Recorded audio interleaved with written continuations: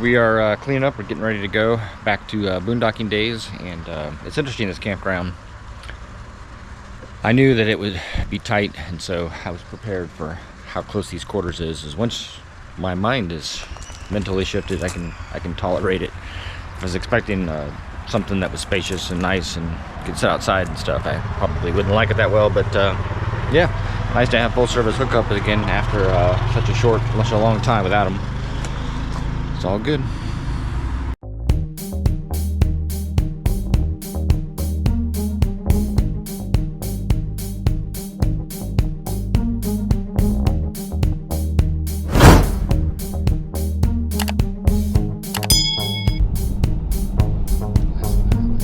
So we stayed 3 nights in Whitehorse at the Pioneer RV Campground. I'm going to start with the Pioneer RV Campground, or just maybe RV campgrounds in general along the Alaskan Highway, especially as you're in bigger cities. They are essentially just parking lots. All right, so you just need to be prepared for that. Commercial. So yeah, they're basically parking lots. So just level set yourself that you're not going to have a spacious green site with, ample space to hang out outside and have a family barbecue. But what they do serve is your ability to kind of reset yourself for your next few nights where you may not have as many services. And they're perfectly nice and adequate. So with that being said, it was also, I thought, very inexpensive. With the U.S.-Canadian conversion today, the 29th of June 2024, that full-service site for one night cost me $31, which is very inexpensive in order to be able to, completely shower, clean things, flush things, fill, just everything that you need to do before you hit the road for a few days where you don't have services. And it was hot, so you needed air conditioning. Yeah. But the town of Whitehorse itself, we did find some nice hiking that extended out from the city towards Miles Canyon. So we did almost a 10-mile loop with the dogs, which kind of tuckered them out a little bit. And then on another day, we rode out to Carcross, stopping by Emerald Lake, and then the Carcross Desert before actually hitting the town of Carcross, where we got to see the train come in, visit the oldest store in the Yukon. They have some nice artisan shops, and did a walk along their river. So it's a little bit more touristy, but it was a nice drive. It was cute. It wasn't more than 45 minutes from Whitehorse to get to the end point. Lots of families were out there, so I think that was a good use of time. And then we got back in the afternoon, and we were able to do a gravel ride back out towards Miles Canyon, and then into the city of Whitehorse, kind of loop around, and then even hit a brewery, Winterlong Brewery, which had some good IPAs, right? Both the Yukon and that one. Yeah. Yes. Yukon Brewing was good. Winterlong was good. I liked the atmosphere better at Winterlong, just because it had a little bit more space, and I think a little bit more going on. We were surprised how busy it was because it's on the outskirts of town. Yep. So overall, definitely Whitehorse is a place to hit, especially if you need to reprovision.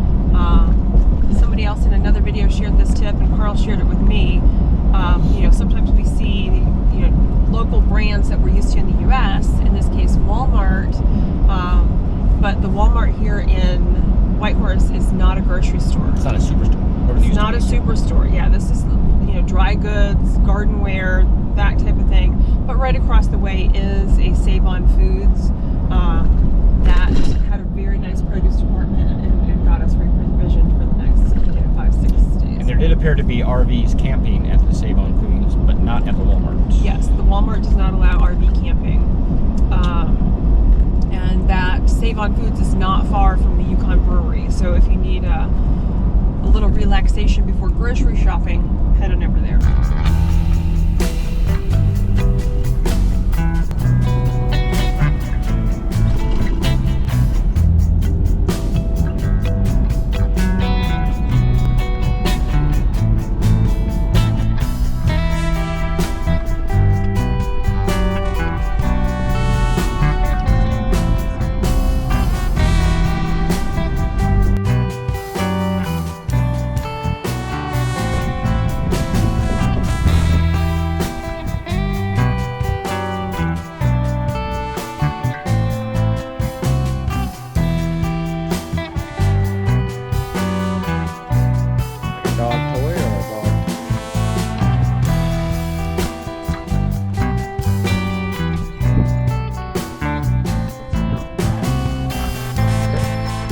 that the name?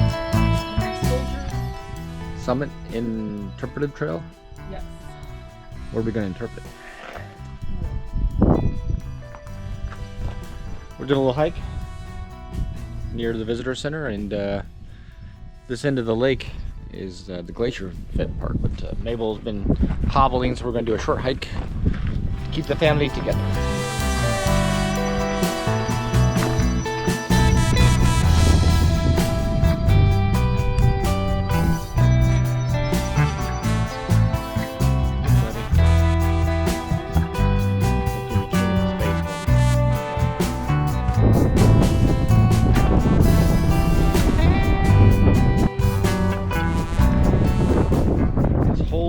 Here is giving me heebie-jeebies on. There's another trail going that way, but it's from that perk that he advised.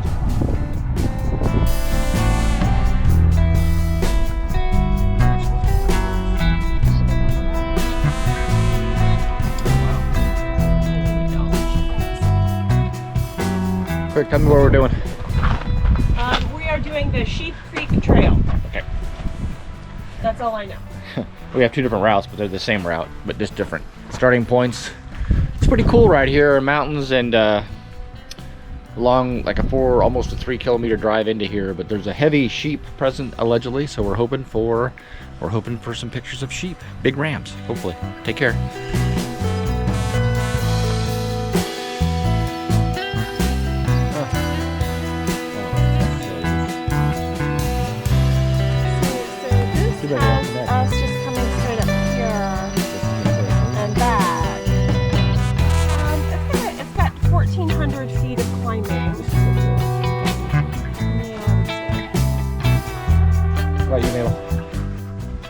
Can you tell us about the squirrel population?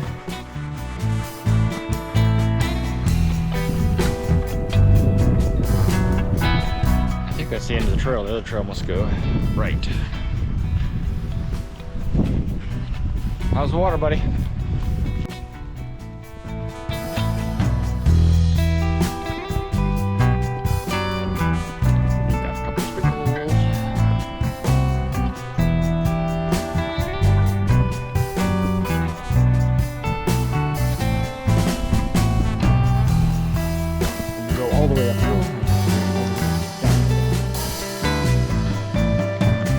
We are approaching the end, and what do you want more on this hike? We're on the Sheep's Creek Trail, which I agree it's a moderate trail because it's not technical. I thought it said it was hard. I thought it said it was moderate. I don't know. We'll have to read. I think all trails said it was hard, but the national park says it's moderate. That's unusual. So there's nothing overly technical about it, but it definitely goes straight up and straight down. There's a few areas that you have less elevation gain. So I was just telling Carl that I miss switchbacks. Like, I'm so used to like the Shenandoah National Park has wonderful trails. They do go up and down the sides of mountains, but there's some wonderful switchbacks, which kind of makes it longer but more gradual. So I was just telling him I would like a few switchbacks. That goes 1 or 2 here. Yeah, towards the end. But yeah, so there was a few areas that it was very steep. So good views, but no sheep. Did not see any sheep today. Beautiful trail. So if you are in the area here on the Alaskan Highway, it's definitely worth the stop. Stretch those legs. We're in a disagreement on how to pronounce it. Whether it's Congdon, C-O-N-G-D-O-N, or Congdon. Either way, it's a provincial park in the Yukon, not far from the Alcan border crossing per se. A couple hours. Maybe, yeah, but it's like you could stay there and then cross over into Tok and have an easy drive day. This bay up here is called Danger Bay, isn't that the most common? Destruction Bay. Yeah. So near Destruction Bay. But the park itself, of course, like most Yukon provincial parks, is no services, meaning there's no water and electric or sewer at your campsite. Or fresh water or dump station. There is no dump station either. And in this case as well, the water has a boil notice. And whether that's because it hasn't been tested, excuse me,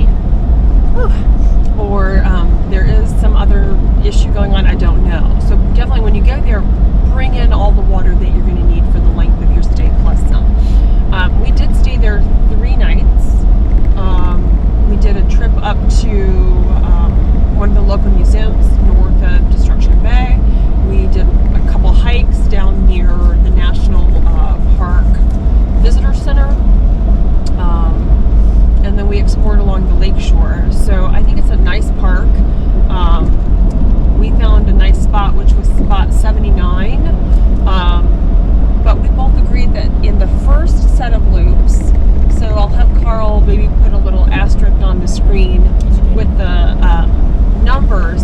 But when you pull in there, instead of turning right like you would normally do, go around the lakefront loop and then back up into that side. Those were some wide, nice, beautiful spots that would accommodate Class A's, Fivers. People seem not to go there. Multiple things. So I think they're mostly empty. I think like Lemmings, we're just kind of, we turn right, or like we see that other loop is full, and so we turn right and go to find something else. So while I was perfectly happy with our site, I think if we had gone to that side first and saw some of those sites, we would not have been all the way to the other side. It's neither here nor there, but it was just kind of a missed opportunity, I think, for a lot of people, because we saw people pull in, circle around, and then leave. Like they couldn't find a large enough spot, but yet there were huge, beautiful sites in that first loop. So don't be like us, check out the whole park. But it's a fun area. It's got mountains, and it's got this giant lake. We waded in the lake twice. Joanne went all the way up to her waist, close to her waist. It was freezing. I mean, it had to be like high 30s or mid 30s temperature. So but it's a beautiful lake, rocky. It actually felt pretty good yesterday. We did a hike. It was the Sheep Creek hike, leaving from the parking lot behind the visitor center for the national park, and it was like 1,800 feet of climbing in the first 3 miles, and then kind of returning. So while the overall length of the hike wasn't that long, that was a good amount of climbing in the first 3 miles. So I called it ice shock therapy to prevent sore legs the next day, and I think it actually worked, because I actually feel really good today. So we'll take it. And then today we're going to cross the border, like you said. We're crossing the border today. Our first roadblock of the day. Be prepared to stop. What's the roadblock about? Construction. Thoroughbred horses. But instead, the court made a very narrow decision. They said to the Moors, sorry, you're but beautiful. those taxes you paid, they are legal. Those profits that were made overseas, they count as a form of income. And that is where they left it. So these bigger questions about changing the whole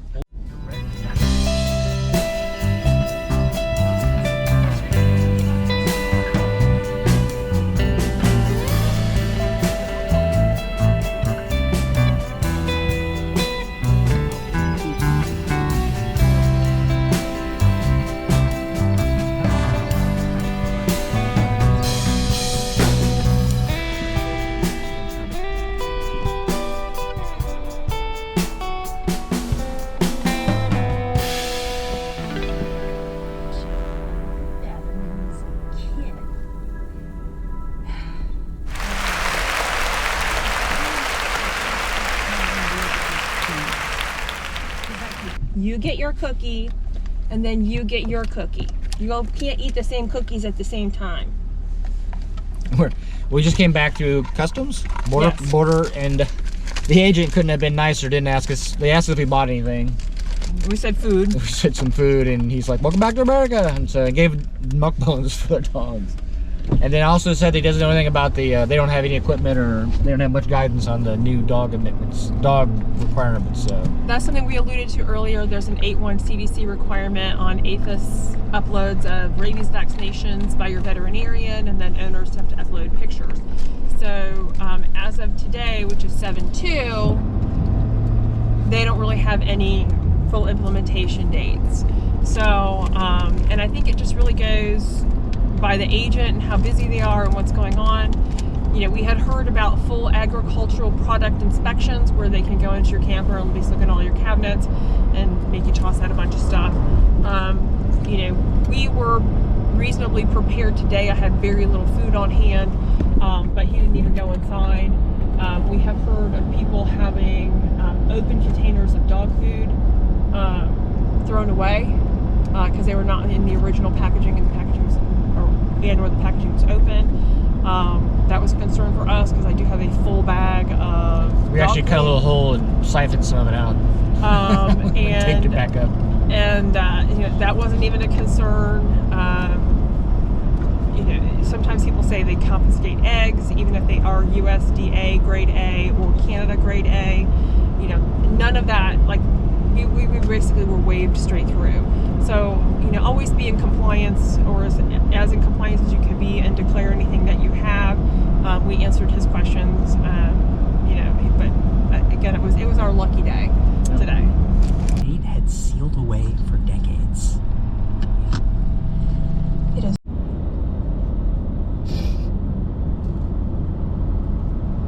Were those guys? Weren't they at the dinner table next to us? They were at the dinner table next to us. I've never seen anything like it. Hold on, I gotta get a picture. I'll take it. Can I take a picture of your boat? Yeah. I've never seen that before. How's it ride? Columbia. How's it go? How's it ride? Good, perfect. We got British Columbia and we couldn't pull three Oh, vehicles. Okay. So rather than leave the boat, we can put it up there. How did you get it up there? Oh, we met some people over there that had a crane thing, and he gave us all the lumber and set it all up for us and sent us on our way. Oh my goodness. Do you know how tall it is? 13 foot. Is it? Okay, only 13. Yep, we're just under the... Yeah. That's awesome. Yep. Nice job. So now you got to figure out how to get it off. Well, I'm going to make sure the windows are tight and I'll back deep. That would not work, but yeah, I got you. Yep. Yeah. Oh my goodness gracious.